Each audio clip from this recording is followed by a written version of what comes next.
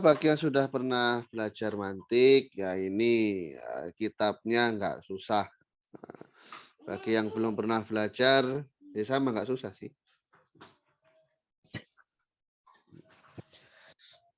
Karena eh apa namanya? Ini kitabnya cukup dasar ya, cukup dasar. Nah, di sini sebenarnya ada sekelumit tentang apa tentang apa sejarah atau historical perkembangan mantik, tapi mungkin saya skip dulu supaya kita bisa langsung masuk ke tema pembahasannya gitu ya. Nah, mungkin kita langsung mulai pembahasan al-hajjah ila ilmil mantik.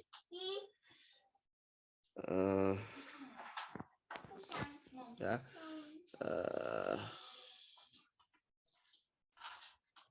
Bismillahirrahmanirrahim. Qala musannifu rahimahullah taala fa nabiyya mulku ini amin.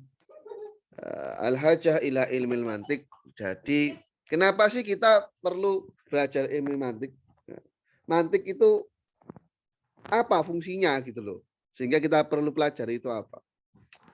Yamtazul insan ansail hayawan bil akli, yang membedakan Homo sapiens dengan makhluk mamalia atau dalam skala yang lebih besar dengan animalia yang lain. Itu bedanya apa? Nilai plusnya apa? Yakni akal. Ya. Adanya akal bahwa iddatu fitafkil rusul ila syai'in yajhaluhu wa bihi yudrikul haqa'iq, yakni sebuah piranti untuk berpikir mencapai sesuatu yang sebelumnya tidak ia ketahui. Dan dengan adanya akal inilah dia bisa mendapati nilai-nilai hakikat, nilai-nilai mendasar dari sebuah keberadaan.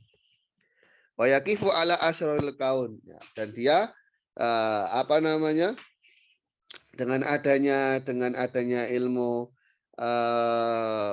dengan adanya akal ini dia bisa mendapati nilai-nilai rahasia dari alam semesta. Wal insanu madfu'un bi tabi'ati ila tafkir. Manusia itu secara mendasar, ya, manusia itu secara mendasar adalah memang secara naluri natural itu arahnya selalu berpikir. Ya. Bahwa yastamilu fikrahu madamat hayatuhu.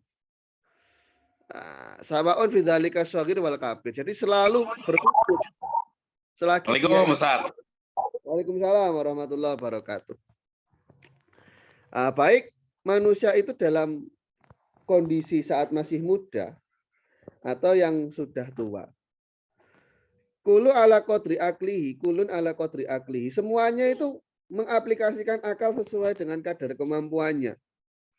Ghairu anna tafkirahu la yu'addi daiman ila nata'ij sahihah. Hanya saja cara dia berpikir itu tidak selalu menghantarkan ia kepada kesimpulan-kesimpulan yang tepat. Fakot yazilu min haitsul lasyur. Ya kadangkala ya kepleset. Dia nggak kerasa kalau dia salah. Wa yukhti'u min an ghairi qasd. Nggak ada tujuan untuk salah. Cuman ya namanya akal itu kadang ada yang bisa diakses penuh, ada yang bisa diakses setengah karena tidak konsentrasi atau karena ngantuk. Jadi tidak bisa mengakses potensi akalnya secara totalitas. Fa'tabisu alail haqqu bil batil, sehingga yang benar dan yang salah itu akan tercampur-campur. Wa yasilu ila ma'muatin ghairu sahihatin, dan akhirnya ia sampai kepada informasi yang tidak tepat. Balika ya'manul insan minazalal, supaya manusia itu tidak terpeleset, ya. Watas lamu maklumatuhu minal khata, informasinya itu biar benar. Wudiat qawaid yastarsyidu biha fi tafkiri. Maka perlu di sini ada kaidah-kaidah, ada aturan, ada undang-undang, ya, yang nanti bisa ia gunakan sebagai petunjuk saat berpikir. Ya. Ia bisa menyesuaikan, ya, berjalan dalam konsep berpikirnya itu seolah-olah ia berjalan, ya. Jadi si bahasanya yasiru, kalau diartikan hafiz kan berjalan. Dalam artian dia bisa mengaplikasikannya sesuai dengan iktidha, tuntutan atau hasil akhir dari adanya qawaid itu. Nah, kaidah-kaidah inilah yang disebut dengan ilmu mantik. Jadi ada kaidah-kaidah yang bisa menggambarkan kepada konsep tasawur. Ya, dia bisa mengkonsepkan bentuk sebuah benda, ataupun kaidah itu menghantarkan kepada hal-hal yang bernilai legitimatif. Jadi sudah memberikan muatan hukum di sana yang disebut dengan tasdik. Nah, piranti-piranti media-media penghantarnya inilah yang diatur oleh ilmu mantik. Bagaimana kita membuat pengertian, bagaimana kita mengkategorikan antara satu kata dengan kata yang lain dan seterusnya. Nah, maka di sini dikatakan ta'rifuhu, pengertiannya, mimata kodama yumkinuna astambito anak ilmal mantik ibaratun an qawaid. Nah, dari apa yang sudah kita bahas sebelumnya, di sini kita bisa ngambil kesimpulan ilmu mantik itu adalah sebuah ucapan atau istilah yang digunakan untuk kaidah-kaidah yastasyidu bihal insan, yang digunakan sebagai kompas atau sebagai petunjuk oleh manusia fitafkirihi, dalam bagaimana ia berpikir. Ya, liak mana minazalal, supaya aman dari keterplesetan atau kesalahan. Wataslamu maklumatuhu minal khoto, informasinya pun bisa selamat atau bisa sah, tidak terjangkit yang namanya kesalahan ataupun kekeliruan. Wa nuhibbu an nasuqa ilaika ta'rifan qad istahara bainal manatiqah. Di sini sang musannif pun menampilkan pengertian yang masyhur di antara para ahli logika. Ya, tentunya ini adalah pengertian yang ditawarkan oleh ahli logika tradisional. Karena kalau logika modern itu cenderung hanya menggunakan konsep kategorisnya. Tapi yang komplit itu memang justru dalam konsep logika tradisional. Pengertiannya apa? Konunun taksimu mura'atuhu adzihna, yakni sebuah aturan yang bila mana kita berusaha untuk mengaplikasikan ya kaidah-kaidah tersebut, maka kaidah itu maka akan menjaga kita, akal pikiran kita dari kesalahan dalam berpikir. Jadi dengan kita mengaplikasikan kaidah tersebut akan menjaga akal pikiran kita dari kesalahan dalam berpikir. Definisi ini sebenarnya secara makna ya nggak beda dengan kata yang sebelumnya, sama saja, ya sama saja. Nah, sama saja. Intinya adalah kaidah yang bisa membuat manusia itu tidak salah dalam berpikir. Ustaz, ya. Moro'atihi itu domirnya kembali mana? Mura'atuhu. Iya itu. Konon. Oke, Ustaz. Pak Rahmat ini ada penganut bumi donat, Pak Rahmat. Jangan kasih tahu, Ustaz. Saya kira zigzag kemarin. Iya. Balikal konunu, ya. La yu'alimuna kaifanu fakir, bukan kaifanu kafir. Kaifanu kafir bagaimana kita mengkafirkan. Kaifanu fakiru fahasbu. Kaidah ini tidak hanya mengajarkan kita tentang bagaimana kita berpikir, bal yu'alimuna aidon kaifa yambaghi an nufakira, tapi juga memberikan kita pengetahuan tentang bagaimana kita berpikir, linasila min aqrabi turuq ila natijatin sahihatin, supaya kita bisa sampai dengan cara yang paling mudah menuju natijah sahihah. Ya, nanti kasusnya itu sebagaimana dalam syakal 2, syakal 3, ke syakal 4 itu kan sebenarnya muaranya ke syakal pertama. Atau umpama dalam takrif, pengertian, ya nilai definitif tentu lebih tinggi daripada yang sifatnya hanya sebatas deskriptif saja. Ya. Wa yurina kota al-fikri, bisa menampilkan kepada kita letak kesalahan dalam berpikir. Indama yanharifu anil qawaid, bila mana kita berpaling dari kaidah, ya. Bila mana kita berpaling dari kaidah, itu nanti justru bisa membuat kita salah dalam berpikir. Nah, sekarang kita bahas fungsi-fungsinya berarti.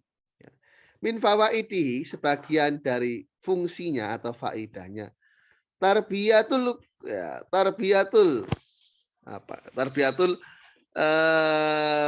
tarbiyatul qawi al-aqliyah. Tarbiyatul quwa al-aqliyah. Ya. Jadi semacam melatih akal kita. Batanmiyatuha bitamaruni, mengembangkan akal dengan dengan latihan.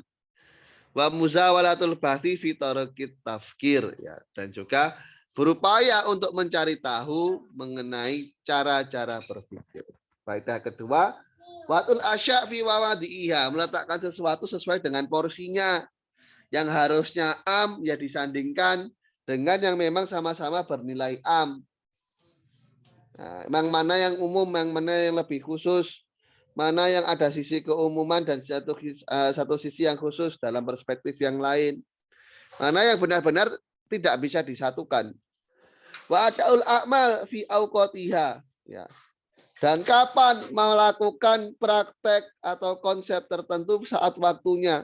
Kapan menggunakan qadhiyah hamliyah, kapan menggunakan qadhiyah syartiyah, yang mutasilah, kapan yang munfasilah, kapan menggunakan qadhiyah mutlaqah, kapan menggunakan qadhiyah muwajjahah.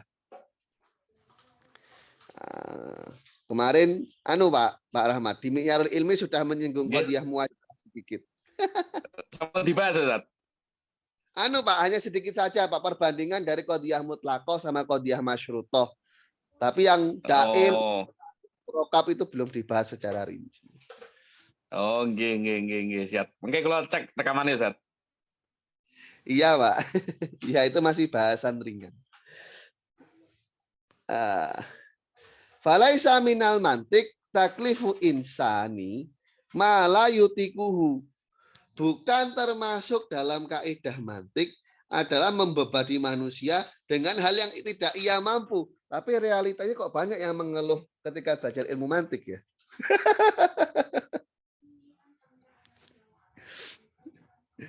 Ya, kebanyakan orang yang saya temui, ya maksudnya ketika tatap muka gitu, mereka ya kalau belajar ilmu mantik itu ngeluh.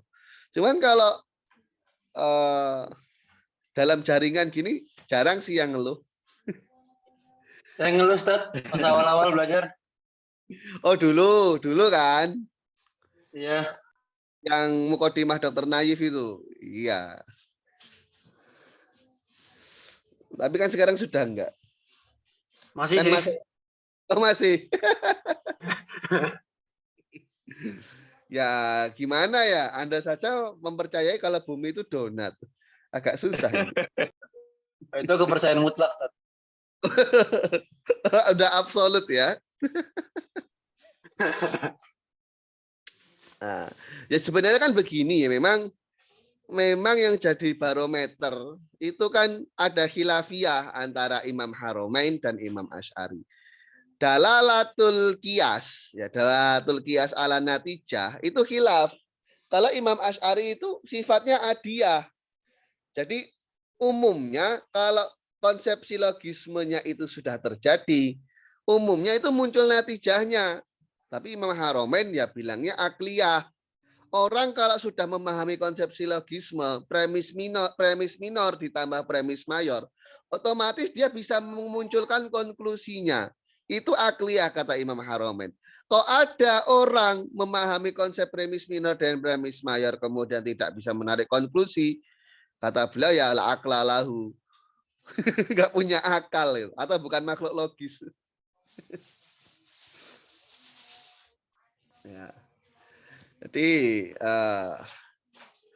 sebenarnya dalam konsep dalalatul qiyas ala natijah sendiri itu ada khilafiyah memang. Dan kalau saya pribadi sih memang lebih cenderung dengan Imam Asy'ari. Nyatanya kan ada orang yang mikir tapi nggak muncul-muncul natijahnya. Ya, nyatanya kan ada yang seperti itu. Tapi kata Imam Haromen, lah kalau udah kayak gitu mikir tapi nggak muncul natijahnya, kok itu akil gitu ya. Dan apa termasuk juga bukan termasuk juga dan termasuk dan bukan termasuk ya dan bukan termasuk dari mantik adalah mengundur-ngundur hal yang bisa dikerjakan hari ini untuk dikerjakan di hari esok. Urusannya apa? Ya karena kalau bisa dipikir logis saat ini itu pasti sudah terselesaikan saat ini. Tidak perlu diundur di hari esok. Kalau yang dibahas adalah kesimpulan dari premis loh ya. 3 tamyizul afkar as-soibah anil khoti'ah. Jadi bisa menspesifikasi atau lebih tepatnya mengklasifikasi manakah pikir-pikiran yang benar dan mana pikiran yang salah. Bahadhiyal faidah ala asasiyah minu. Inilah fungsi mendasar dari mantik. Kita kan sering mendengar silogisme kacau dari anak kecil itu ya. Umpama bunga itu kuning, kuning itu kotoran, maka bunga itu kotoran. Ini kesimpulan dari mana? Tahu analogi kecau anak kecil itu kan biasanya anak-anak SD itu sok ini ya, sok paham logika. Umpama kotoran itu bau karena keluar dari perut. Berarti apapun yang keluar dari perut itu bau kayak kotoran, padahal ya belum tentu. Semacam madu itu kan juga keluar dari perut lebah, tapi kan realitanya tidak. Ya. Waya faidatun tatalako indaha syu'abun syata minal fawaid.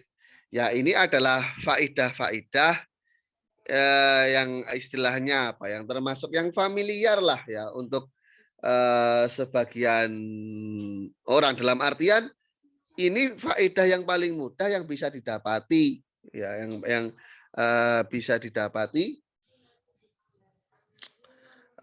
oleh sekelompok orang. Jadi meskipun mereka tidak mikir dalam-dalam, mikir gini aja, oh udah tahu kok faedahnya mantik itu apa. Falil insani tafkirun fil ulumil insaniyah wa tabi'iyah. Karena manusia sendiri itu memiliki peran untuk berpikir dengan ilmu-ilmu yang berkaitan dengan sosial. Berpikir secara sosial, bagaimana hidup secara natural. Walau afkaru fi tadbiril manzil, bagaimana berpikir tentang bagaimana mengurus rumah. Jadi faedah-faedah ini bisa kita dapati dalam kehidupan sehari-hari, dalam kehidupan bermasyarakat. Faedah-faedah dari mantik ini, bagaimana mendidik anak, bagaimana berpolitik.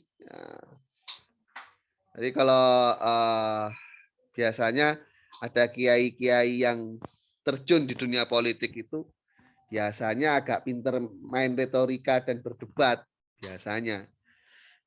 Misalnya biar nggak diakali. Sebagaimana sahabat Amr bin As saat dengan Abi Musa al-Asy'ari yang menjadi delegasi dari masing-masing kedua belah kubu saat perang Siffin. Imam Ali menunjuk Abu Musa al-Asy'ari karena dianggap paling wiroi. Muawiyah ya, menunjuk Amr bin As karena emang beliau itu licik dan cerdik. Ya kalau licik terlalu jahat ya. Beliau itu cerdik dan cerdas gitu. Akhirnya kan yang terjebak itu sahabat Abi Musa al-Asy'ari karena beliau orangnya waroi, dalam artian sangat berhati-hati gitu. Jadi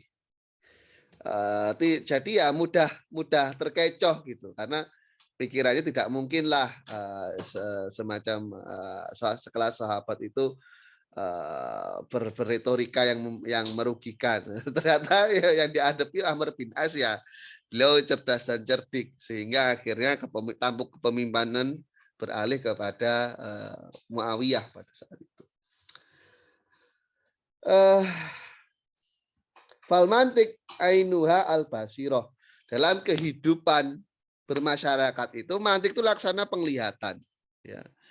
Dalilul hal hadi, ya, yang menjadi petunjuk untuk kehidupan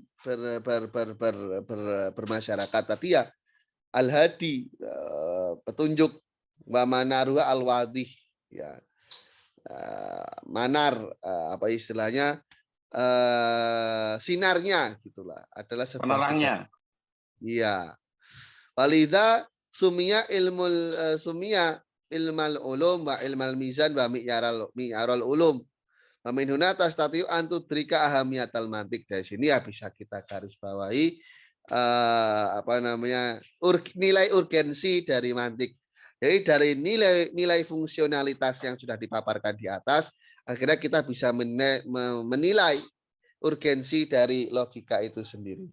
Wa tatma'innu ila ma ruwiya anil Ghazali min anna man la ma'rifat al bil mantik la yusatu fi ilmihi. Orang yang nggak mengerti logika, ilmunya tidak bisa dipercayai. Karena ketika dia mengalami kebingungan, itu akan mudah terperosok, ya, tidak bisa membedakan antara yang mana yang benar dan mana yang salah. Oke, ya, kita masuk ke al ilmu. Memang bahasan pertama dari mantik itu, ya, dari kitab apapun itu biasanya memang beranjak dari al ilmu. Kenapa gitu? Karena kan kita itu kalau berpikir harus punya pengetahuan dulu gitu loh. Kalau kita nggak tahu apa-apa, mau mikir apa? Ya kan? Jadi harus ada yang kita ketahui dulu, baru kita cerna. Jadi kan namanya al-fikru itu kan harokatun nafsi, minta sauri majhuli, minta sauri maklumi ila tasawuri majhuli. Hal-hal yang sudah kita ketahui itu kita cerna untuk menghasilkan hal-hal yang belum kita ketahui. Itu namanya berpikir. Makanya pembahasan mantik paling pertama itu al-ilmu. Ta'rifuhu al-ilmu idrakul majhuli. Mendapati hal-hal yang tidak kita ketahui. Jadi hal-hal yang sebelumnya tidak kita ketahui, kemudian kita dapati ada nilai di sana. Terlepas nilainya itu yakin atau sebatas persepsi saja, ya, sebatas persepsi saja, baik sesuai dengan realita atau tidak, itulah yang disebut dengan ilmu. Jadi memang pengertian ilmu ini berbeda dengan konsep fikih atau usulul fikih. Kalau al-ilmu dalam fikih, dalam mantik ini, yang penting itu dalam hati seseorang ada nilai yang ia dapati terlepas di level yakin atau di level dzon. Sehingga memasukkan juga konsep jahal murokab. Jahal murokab itu kan ketika ia mendapati sebuah nilai yang tidak sesuai dengan realita. Umpama Irsyad Fadil tidak sengaja melihat foto istri saya dan menganggap istri saya itu Jessica Mila, umpama seperti itu. Nah, itu kan murokab, padahal tidak, istri saya bukan Jessica Mila. Ya hanya kadang sometimes kalau dilihat dari angel yang tepat itu memang mirip. Anda mirip siapa, Ustaz? Apa? Anda mirip siapa? Yang karakter itu? Oh, katanya saya mirip itu, mirip. Ya, lanjut. Fa'idza ra'aitu syabhan gitu ya. Min ba'idin, ketika melihat ada sosok dari kejauhan. Wadraktu annahu insan. Oh, ini lebih tepatnya domainnya dibuat ta ya, karena kan ini kitabnya lebih interaktif. Fa'idza ra'aita syabhan min ba'id, ketika ada semacam wujud sosok gitu ya dari kejauhan. Wa adrakta annahu insan, kamu dapati oh itu kayaknya manusia dah. Wa taqatta dzalik, Anda sudah yakin. Wa kana fil waqi insan, kalau memang manusia, maka kana idrakuka ilman yakinan mutabiqan lil waqi. Maka ilmu yang kau miliki itu adalah konsep yakin yang sesuai dengan realita. Ketika menyangka dia manusia, ya, hanya sebatas menyangka saja dan realitanya memang demikian, maka ilmunya berupa dzoniyan mutabiqan lil waqi'. Dzoni yang sesuai dengan realita. Syabahan artinya apa, Ustaz? Wujud, ada gambar, ada apa, semacam kalau malam hari antum melihat dari kejauhan itu kayak ada sosok, nah itu namanya syabahan. Apa bahasa Indonesianya itu? Bayang-bayang, setan. Iya, kalau bayang-bayang kan pahamnya bayangan kan. Nah, ini ada Iya. kayak ya siluet, ya, siluet. Wes, siluet. Iya, ada syabahan, ada siluet. Yang di RCTI itu kan setajam siluet. Pedang. Salah, salah. Itu silet. Yang biasanya ada lomba di PON itu kan silat. Ya, lanjut. Ini saya rasa cukup jelas ya untuk klasifikasinya. Jadi ilmu itu ada yang di level yakin, ada yang di level dzon. Yang keduanya mutofik lil waqi. Ini masih masuk dalam kategori ilmu kalau dalam mantik. Kalau kita komparasikan dengan usul fikih tidak. Kalau usul fikih namanya ilmu itu ya yakin dan mutofik lil waqi. Kalau tidak mutofik lil waqi namanya i'tiqad. Begitu juga sesuai dengan konsep yang ada di ilmu kalam. Maksudnya berada dalam Mutafilil waqi apa, Ustaz? sesuai dengan realita, Pak. Oh, nggih. Ya. Umpama saya yakin Pak Rahmat itu usianya masih muda. Kalau orang Arab itu 40 masih muda, Pak. Oke, Ustaz. Iya, Pak. Nah, karena kan orang Berarti Arab itu kalau ilmu itu ada yang pada tingkatan yakin sama don. Kalau yang don ini berarti kan sifatnya 50% ke atas. betul. Contohnya? Ya umpama saya mengira Pak Rahmat ini orang, katakan orang Solo, saya tidak yakin apakah orang Solo atau tidak gitu. Dan ternyata setelah saya cek di KTP, oh iya orang Solo. Nah, berarti sebelum saya mengecek itu nilainya hanya persepsi saja, Pak. Don pindah ke ilmu. Iya, andai kan nggak dibuktikan ya masih dzon, tapi kan mutofik lil waqi tetap nilainya. Nggih. Karena dzon itu nggak harus dibuktikan, Pak. Ya, kayak ada orang yang menyangka, nah, kayak umpama ada orang yang menyangka bumi itu bentuknya donat, dia sendiri kan nggak bisa membuktikan. Wes. Mau gimana nih? Nah, sekarang ternyata idza lam yakun fil waqi, ya. Ternyata tidak sesuai dengan realita. Ya.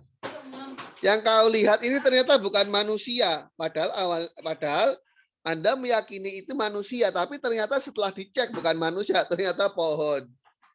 Nah, ternyata dia pohon atau orang-orangan sawah atau pohon yang berbentuk sebagaimana orang. Maka idroknya ini termasuk ya idroknya itu berupa ilman yakinian ghairu mutafiqin lil waqi. Tidak sesuai dengan realita, tapi sampai dalam kadar yakin, sampai dalam kadar 100%. Saya 100% atau lebih familiar dengan bahasa i'tiqad. Saya 100% yakin itu manusia, pas dilihat ternyata pohon. Atau sebatas persepsi saja, maka zonian ghairu mutafiq lil waqi. Ya. Nah, berdasarkan hal ini binaan ala dzalik fa'tiqadun nasi bi anil ardo, ya. Iya, mastohatun, ya, adanya bumi itu datar, ghairu kurwiyatin ilmun yakiniyun ghairu mutafiqin lil waqi. Persepsi orang-orang yang mengatakan bumi itu datar, tidak bulat, ini adalah ilmu yang berupa keyakinan namun tidak sesuai dengan realita. Pengetahuan Lebih parah kan, Tat? bentuk keyakinan tapi tidak sesuai dengan realita. Ya apalagi yang bumi itu donat ya, lebih parah ini.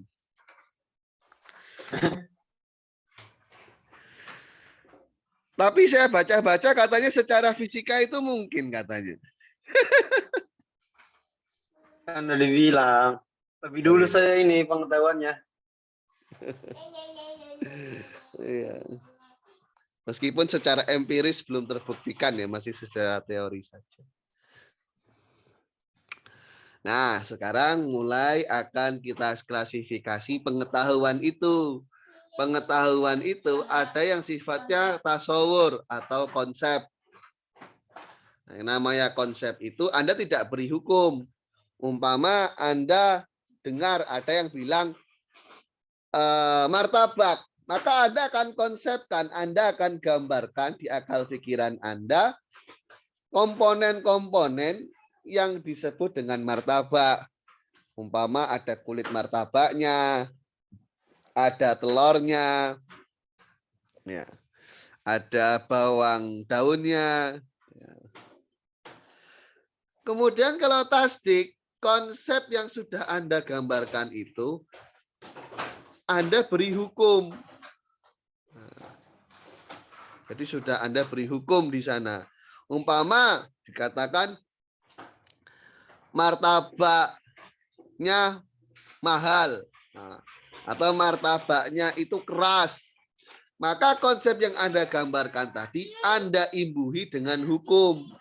Ya, Anda imbuhi dengan hukum. Atau mudahnya subjek dari kata yang berupa kata martabak itu Anda sematkan hukum berupa keras.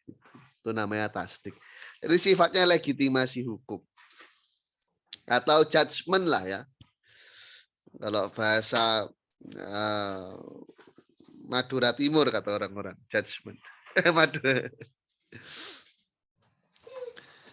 Nah, kita lanjutkan mengenai tasawur. Fatasawuru huwa idraku haqaiqil mufradati min ghairi ta'arudin li isbati syai'in laha au nafihi anha. Yakni bila mana kita mendapati hakikat atau nilai-nilai mendasar dari hal-hal yang bersifat tunggal atau dari sebuah entitas yang tanpa diberi hukum di sana, ya. Min ghairi ta'arudin memang dengan tanpa adanya penambahan, tanpa ada pemberian nilai plus di sana. Apakah nilai itu nanti kita benarkan keberadaannya atau kita nafikan keberadaannya. Jadi tasawur ini kita hanya mengkonsepkan sebuah keberadaan dengan nilai-nilai mendasarnya, dengan tanpa kita beri hukum atau dengan tanpa kita nafikan dari sebuah keterangan atau predikat yang lain. Jadi kan sebenarnya hukum itu ada dua. Hukum itu kita sematkan dengan hal yang lain atau kita hapuskan dengan hal yang lain. Itu maksud dari hukum. Hukum itu kan bahasa lainnya adalah anisbah atau penggolongan. Nah, penggolongan ini bisa kita golongkan secara positif atau kita golongkan secara negatif. Contoh yang positif, Zaid seorang polisi. Berarti kita di situ secara positif memasukkan Zaid dalam golongan polisi. Kalau negatif, Zaid bukan polisi, maka di sana kita secara negatif, ya, maka kita akan menafikan, menegasi, menghapus keterhubungan antara Zaid dalam kategori polisi. Dalam kasus tasawur itu tidak sampai ranah itu. Dalam tasawur itu hanyalah bagaimana kita gambarkan si Zaid itu atau bagaimana kita gambarkan polisi itu selesai. Umpama saya sebut kata langit. Nah, kita dapati nilai langit tersebut dengan tanpa kita beri hukum. Atau umpama saya sebutkan kata kirdun. Ya, kirdun, monyet. Nah, berarti kita gambarkan keberadaan monyet itu dengan nilai-nilai mendasarnya dengan tanpa kita berikan hukum. Sampai sini jelas kira-kira. Iya, Ustaz. Ya. sebagaimana kita dapati makna dari lafadz Ahmad, Tohir, Anta, Hiya, dan yang lain-lain dari ketujuh isim ma'rifah. Ya, kita pahami makna bait. Ya, bait itu ya bisa berarti rumah, bisa berarti baris syair, toir, toir burung, ya, manuk, manuk akal. Kok nggak masuk ini si manuk akal? Kuliah mungkin. Temennya Isyad Fadil. Kemudian Nggak tahu rumahnya di mana, Ustaz? apa? Nggak tahu rumah dia di mana sekarang. Pindah ya? Iya. Iya. Kemudian syajaroh, pohon. Jadi ketika kita memahami pohon itu secara mendasar apa, dengan tanpa kita berikan klaim golongan pada si pohon itu, maka itu namanya tasawur. Nah, saya rasa tasawur ini sudah bisa difahami. Berikutnya adalah tasdik. Nah, tasdik ini idrakun nisbah atamah baina mufradaini. Kita dapati adanya relasi yang sempurna antara dua hal yang tunggal. Ya. Atau bahasa lainnya adalah kita berikan hukum ya atas sebuah hakikat sebuah hal. Nah, hukumnya dengan apa? Dengan membenarkan atau dengan mengafirmasi kalau bahasa kerennya. Bukan farmasi. Nah, dengan membenarkan atau menyetujui ya adanya nilai yang disematkan kepada hakikat tersebut atau dengan menghapuskan, menegasi ya tidak setuju dengan adanya nilai yang akan disematkan kepada hakikat itu tadi. Dari pengertian tasdik sendiri ada yang ditanyakan atau tidak? Saya rasa kok enggak. Ini kan mayoritas di LN semua ya. Jadi sudah orang-orang pilihan. Sudah orang-orang pinter lah. IQ-nya di atas rata-rata lah. Amin. Iya. IQ nggak usah tinggi-tinggi, di atas 110 aja udah bagus.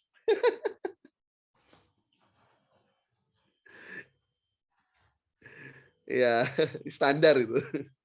Di bawah 110 itu hitungannya tell me.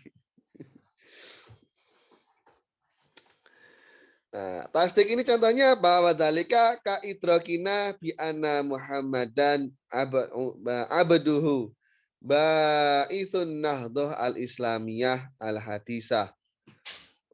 Muhammad Abduh bi anna Muhammad Abduh ba'ithun nahdoh al-islamiyah. Ini kok aduh ya nggak apa-apa lah ya.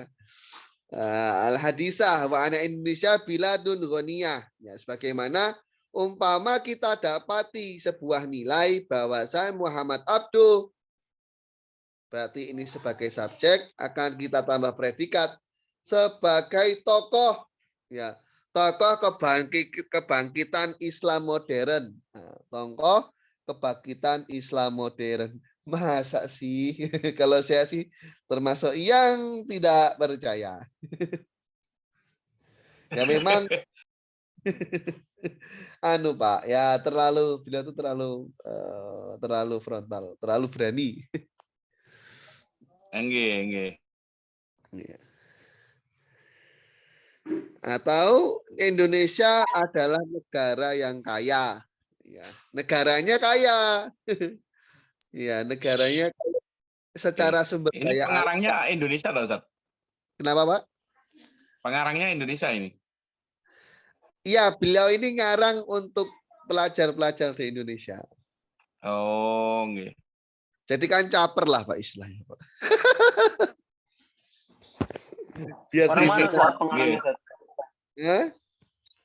Pengarangnya orang mana? Belajarnya di luar negeri. Kalau asal daerahnya di sebelah mana, RT RW-nya saya nggak tahu. Iya. Waka idrakina bi anna Misra laisat fi Asia. Beliau belajar di Mesir, cuman lebih tepatnya kalau asalnya itu daerah mana di Indonesianya saya kurang tahu. Bahwasanya Mesir bukan negara Asia, berarti kata laisat di sini untuk menghapus nilai keterikatan antara Asia dan Mesir. Sama sekali tidak ada keterikatan antara Mesir dan Asia. Jadi redaksi laisat itu untuk menghapus nilai keterikatan antara si subjek dan predikat. Umpama ada kata-kata asama laisat tahtana. Langit ya sama itu. Nah, itu tidak di bawah kita. Jadi kata laisat ini untuk menghapus keterikatan kata langit dan kata di bawah kita. Meskipun sebenarnya saya nggak setuju ya, karena di bawah kita juga langit, bumi kan bulat. Bumi bulat. Jadi sebenarnya kita tuh yang di atas atau yang di bawah. Ya. Makanya arah ini kan bisa jadi adalah hanya sebatas persepsi saja. Arah itu kan persepsi saja. Andai kan kita bilang, oh kita berada di atas, hakikatnya kan kita berada di bawah orang yang di bumi bagian yang lain. Tempat itu kan persepsi. Meskipun ada yang bilang tempat itu mujarot, kalau nggak salah Imam Ghazali kalau nggak salah, cuman kurang tahu saya, agak lupa. Mujarot itu adalah entitas ketiga dalam alam semesta. Jadi alam semesta itu umumnya orang itu akan membaginya menjadi dua macam. Pertama sebagai jauhar, sebagai keberadaan. Yang kedua arot, eksiden, peristiwa yang berada pada jauhar. Nah, ada yang menambahkan komponen ketiga, yakni mujarot, keberadaan namun tidak mengisi ruang. Nah, tempat ini termasuk mujarot, katanya. Jadi dia ada sebuah keberadaan dan keberadaan ini tidak mengisi ruang, katanya begitu. Cuman ya kalau Imam Asy'ari katakan tempat itu ya persepsi saja. Macam-macam tasawur dan tasdik. Nah, sekarang kita akan mulai melakukan klasifikasi dari tasawur dan tasdik. Nah, tasawur dan tasdik itu terbagi menjadi dua macam. Yang pertama badihi. Badihi itu artinya mendasar atau basic. Nah, yakni sebuah tasawur ataupun tasdik yang nggak perlu mikir atau nalar. Contohnya bagaimana kita konsepsikan rasa lapar. Gimana cara mengkonsepkan rasa lapar ini? Ya, itu secara otomatis sudah ketika kita dengar kata lapar, kita sudah bisa membayangkan rasanya. Meskipun toh tidak konkret wujudnya. Kan wujudnya tidak konkret. Tapi kan rasanya itu real. Rasanya itu real. Ya. Haus, kedinginan, panas. Ini sempat disinggung juga oleh Imam Al-Ghazali di Mi'yarul Ilmi di bab-bab awal itu tentang apa-apa yang tentang al-maujud. Nah, al-maujud itu apakah dia itu adalah mahsus bisa didapati oleh panca indera atau sifatnya tidak mahsus, tidak bisa didapati oleh panca indera, tapi kita dapati dengan nilai persepsi gitu. Waka tasdik, ya tasdik. Contoh yang tasdik di sini, bi ana syai'al wahida la yumkinu ayakuna fi makana ini fi anin wahidin. Nggak mungkin sebuah benda itu berada di dua tempat. Jadi nggak mungkin ada sebuah entitas ya, berada dalam dua koordinat yang berbeda di waktu yang bersamaan. Kalau andaikan ada dua, ya berarti dia adalah dua hal yang berbeda. Dua jauhar yang berbeda. Berbeda dalam bilangannya. Jadi jauhar 1 dan jauhar 2. Meskipun masih sama, dalam cakupan jauhar. Nggak mungkin ada satu entitas yang bisa menempati dua tempat sekaligus. Ya kecuali kalau mengacu di alam kuantum ya Pak ya. Apa sih namanya itu? Super apa namanya? Di saat yang bersamaan. Bagaimana, Ustaz? Kalau di fisika kuantum itu kan ada Pak ya. Umpama yang satunya itu bergerak, yang lain apa namanya keterpengaruhan apa itu namanya? Saya lupa. Keterpengaruhan. Iya, umpama ada benda di sini, ada benda di sini. Umpama yang ini gerak, yang ini ikut gerak itu loh. Namanya apa sih? Di alam kuantum, saya lupa. Saya sudah lama nggak nonton video-video fisika. Lupa. Ya nanti nunggu Pak Rahmat senggang biar bisa ngaji makulat lagi. Ya, Ustaz. Atau umpama satu adalah setengah dari dua. Nah, ini orang itu juga secara mendasar tahu gitu. Umpama begini, ketika saya melihat Irsyad Fadil berada di Amerika, maka nggak mungkin di saat yang bersamaan Irsyad Fadil itu juga ada di Afrika. Nggak mungkin Irsyad Fadil yang di Amerika ini adalah Irsyad Fadil yang berada di Afrika.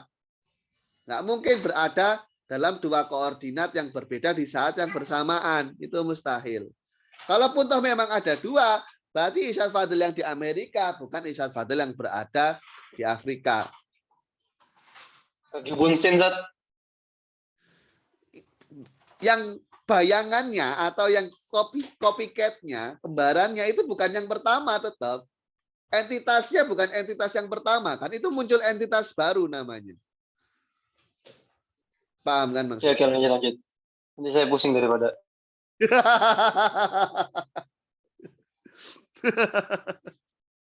Iya. Ya kecuali kalau mengalami apa namanya? Bukan jelas apa itu? Keterpotongan tempat atau apa istilahnya? Lupa saya. Jadi ke-scroll ini. Mana tadi? Ini ya. Ini ya.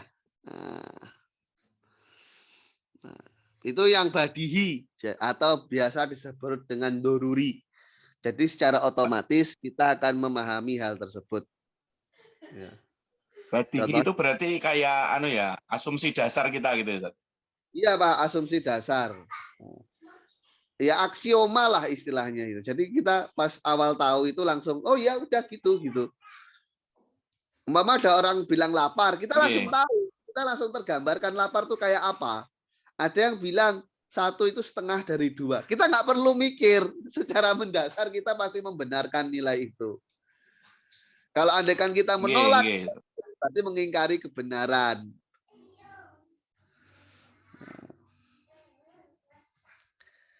Secara mendasar kita pasti tahu namanya satu itu adalah setengah dari dua. Oh ya bisa aja satu setengah dari tiga. Ya bisa saja. Ini kan bukan dalam arti untuk mendefinisikan. Al-Wahid Nisful Isnan ini bukan untuk praktek mendefinisikan. Tapi untuk menggolongkan. Ya, termasuk dari golongan dari setengah dari dua itu adalah satu. Satu ini bisa dipakai dalam pembagian berapapun. Umpama tiga dikali sepertiga. Ya jadinya satu.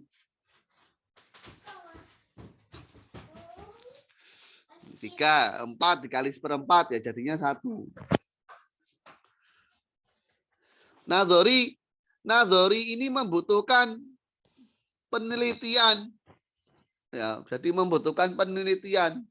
Ada observasinya atau semacam surveinya. Ya. Ta'amul butuh angan-angan.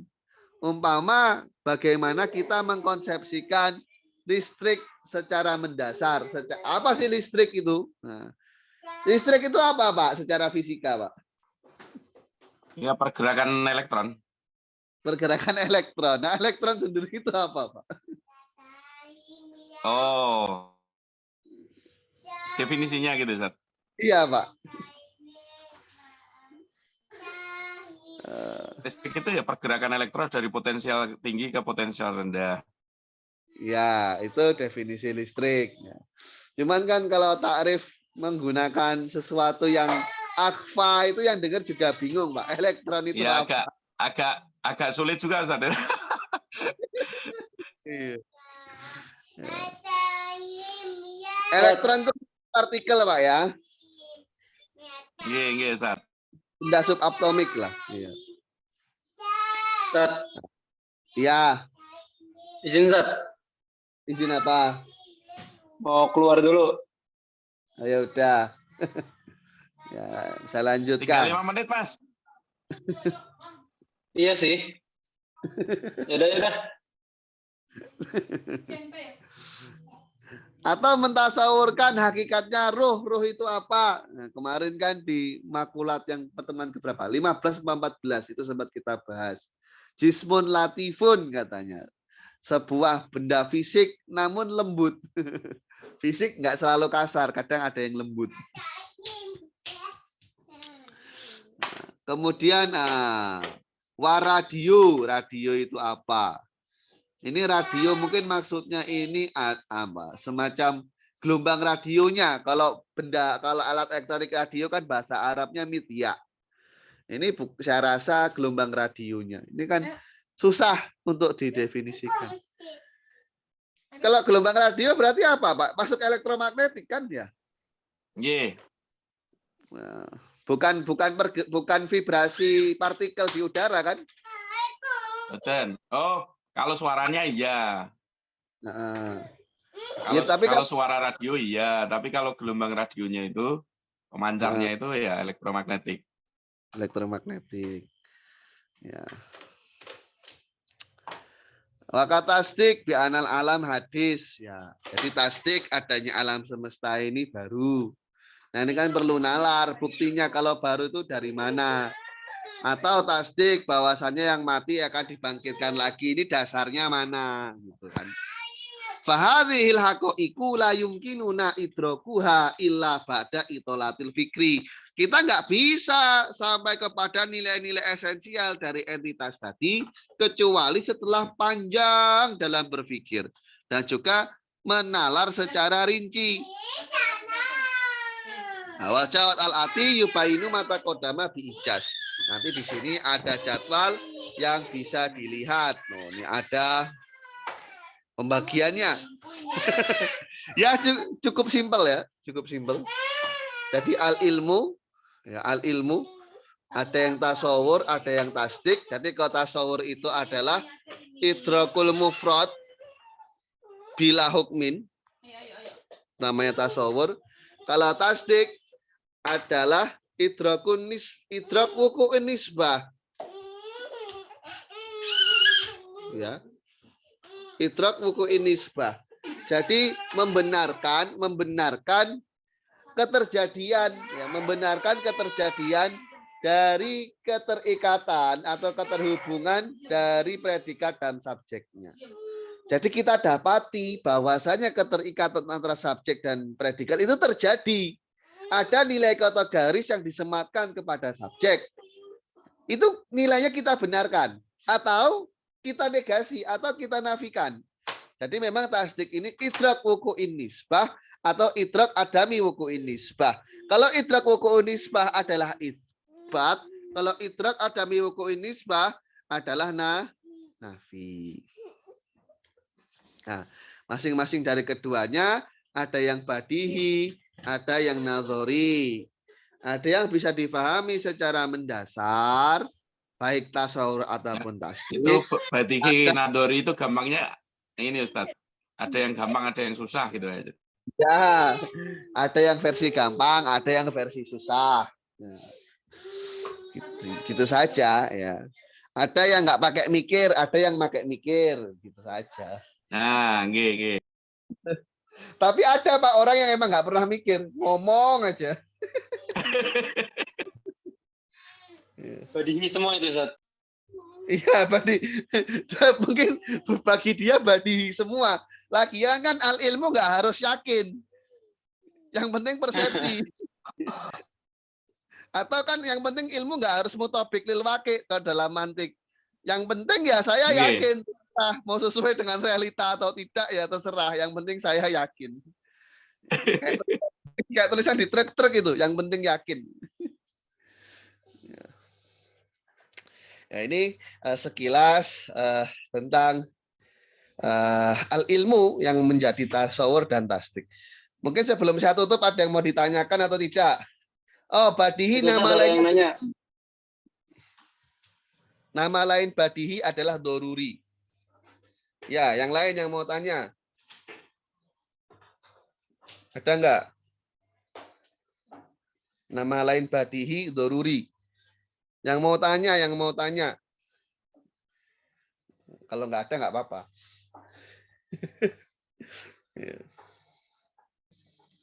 Ya, kalau enggak ada, mungkin saya cukupkan dulu sekian ya. Kita lanjut besok ngasih di jam 7. Hanakallahumma hamdika asyhadu an la ilaha illa anta astaghfiruka wa atubu ilaik. Assalamualaikum warahmatullahi wabarakatuh.